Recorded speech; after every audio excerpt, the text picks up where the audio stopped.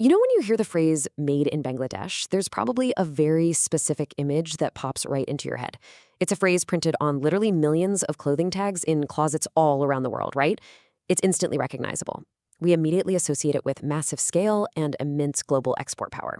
But what if I told you that the little tag you're so used to seeing only tells a tiny fraction of the nation's true story? Today, in this explainer, we're going to look at the data and the new digital catalogs that are completely reframing this narrative. We're going to explore some surprising cultural depth, uncovering a world of ancient craftsmanship, rich textiles, and just incredible flavors that are finally making their way directly to the global market. So let's just lay out the macroeconomic reality for a second to set the stage. Look at the sheer scale of Bangladesh as an apparel powerhouse. We're talking about a rapidly growing population of over 180 million folks exporting goods to more than 170 countries worldwide. The garment workforce alone is staggering, employing over 4 million people. And hey, it's not just about churning out volume either. They boast over 100 LEED-certified green factories, which points to a highly organized, highly eco-friendly industrial infrastructure. But again, this massive industrial footprint, it's just the modern outer shell. The real magic happens when this incredible export infrastructure is repurposed to share the country's deepest, most localized heritage with the rest of us. And that is exactly where the Made in Bangladeshi platform comes in. Think of it as the digital gateway that connects Bangladesh directly to the global marketplace. The goal here isn't just to sell more stuff, it's to entirely reframe how the world sees them. This platform is actively shifting the spotlight away from mass market production and shining it brightly on premium, artisan-crafted goods. They use a really robust B2B and B2C marketplace to verify manufacturers and ensure everything meets international quality standards. It's a real game changer. Consider this explainer your own personal guided tour through a bustling modern digital bazaar. Here is our roadmap. First, we'll look beyond fast fashion. Then, the woven air legacy, tastes of the Delta, crafted by centuries, and we'll wrap up with the global connection. Okay, section 1. Beyond fast fashion, shifting the narrative. It is time to challenge some of those deep-seated preconceptions we all have about what a Made in Bangladesh label actually means today. It's literally a paradigm shift. Just think about the old stereotype for a moment. Mass market garments, a focus on sheer volume, fast fashion, and cheap labor. Now contrast that with the reality being presented by the Made in Bangladeshi platform. We are looking at a treasure trove of artisan-crafted heritage. We're talking about sustainable, culturally rich premium goods. And importantly, a lot of these items carry official geographical indication, or GI tags, which guarantee their specific regional authenticity. So, we're moving from disposable fashion to treasured heirlooms. Section 2. The Woven Air Legacy, Heritage Textiles. Let's step into the textiles section to understand what the word heirloom truly means here, looking at fabrics that quite literally clothed royalty. Okay, get this. Have you ever heard the term baft hawa? It translates to woven air. This is the legendary Dhaka muslin. It's an ultra-fine cotton that was so impossibly delicate, it was actually said to be completely invisible if you laid it out on wet grass. Crazy, right? It was historically worn by Mughal emperors and European royalty. Tragically, colonial-era policies basically destroyed the industry back in the 19th century. But here is the absolute best part of this story. It's back. Through a massive decade-long research project, Bangladesh actually tracked down and rediscovered the lost Fudi carpus cotton originally grown on the Meghna riverbank. They officially relaunched authentic muslin production in 2021. You can now literally purchase revived history. But hey, Dhaka muslin is really just the crown jewel of a much wider, super vibrant ecosystem. Take the Jamdani sari from Narayanganj. It uses this intricate supplementary weft technique woven directly into the fabric on traditional pit looms. A single sari can take anywhere from 15 to 40 days of intense handloom labor to complete. Up to 40 days for one garment?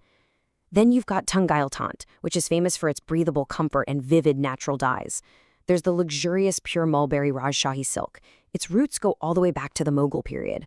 And Khadi Kapoor from Kumila, a coarse, breathable fabric born out of the self-reliance movement. Each one has a very specific origin, and each represents a totally unique, sustainable cottage industry. And this is absolutely crucial. A lot of these aren't just cool products. They are officially recognized as a UNESCO Intangible Cultural Heritage of Humanity. The Jamdani weaving technique earned that honor in 2013.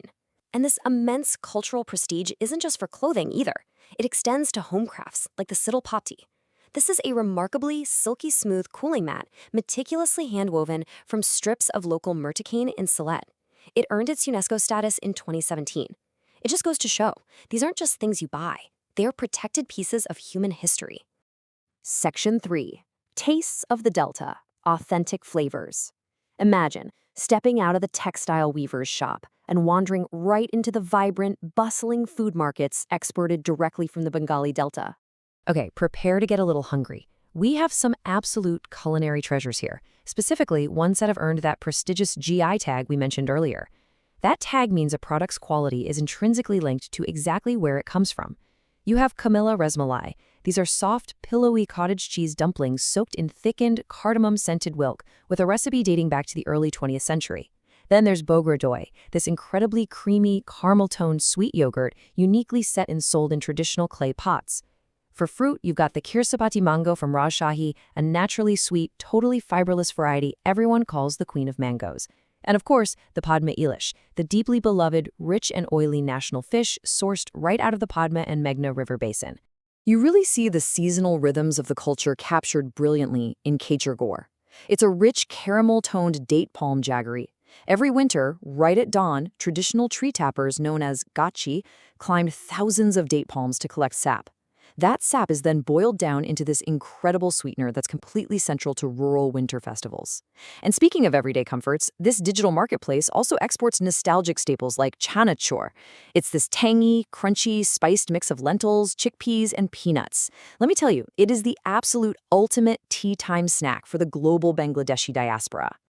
Section 4. Crafted by centuries, traditional handicrafts.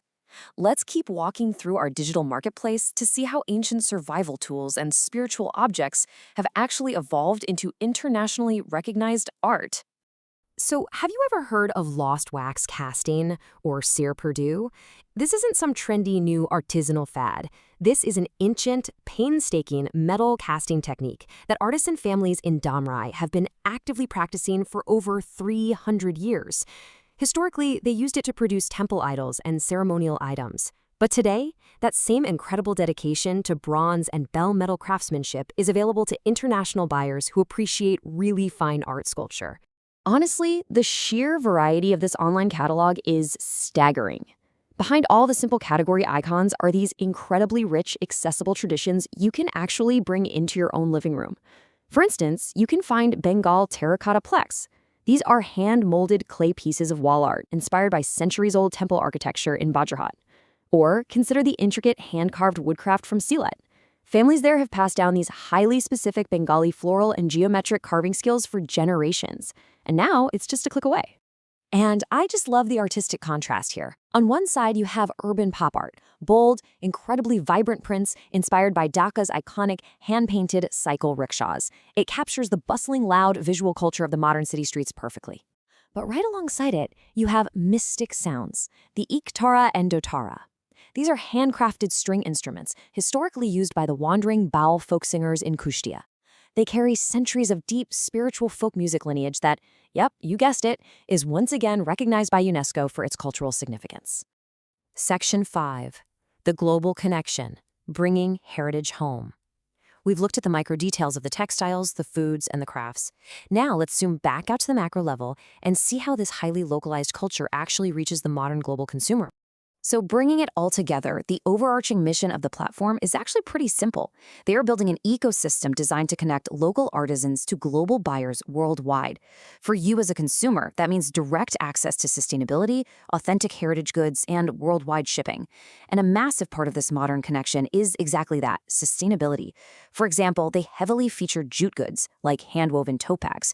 Jute is historically known as Bangladesh's golden fiber. It's a huge national heritage crop. By turning these eco-friendly, highly sustainable materials into accessible global exports, the platform allows these traditional crafts to scale up without losing their fundamental soul. So this all leaves us with a really fascinating question to chew on. How does access to digital global marketplaces change our relationship with ancient, localized heritage crafts? It's pretty amazing to think about. Instead of globalization just erasing local traditions through cheap mass production, we're actually seeing e-commerce platforms like this one being used to preserve, verify, and actively elevate indigenous artistry. It allows a weaver in Narayanganj or a bronze caster in Dumrai to have a direct line to a buyer halfway across the world who truly values their centuries-old skills. It's this beautiful intersection of modern technology and ancient heritage, and it completely redefines what Made in Bangladesh will mean for the future. Thank you so much for joining me on this explainer, and I really hope it left you eager to discover more about this incredible cultural heritage for yourself.